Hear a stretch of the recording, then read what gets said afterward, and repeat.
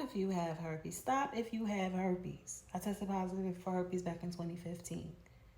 Stop complaining about outbreaks back to back and always having them and them staying for a long time when you don't drink no water, no 8 cups minimum a day.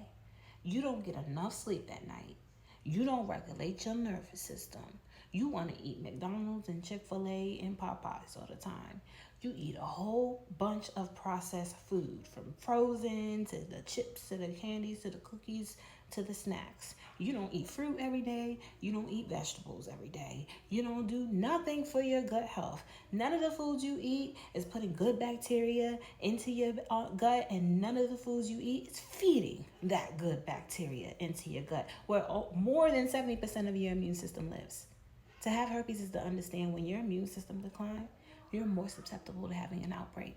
Guess what? A dysregulated nervous system communicates directly to the virus, telling the virus it's prime time to replicate. And it also lowers your immune system. If you're not going to change your lifestyle, if you are content with an unhealthy lifestyle, stop complaining about your outbreaks.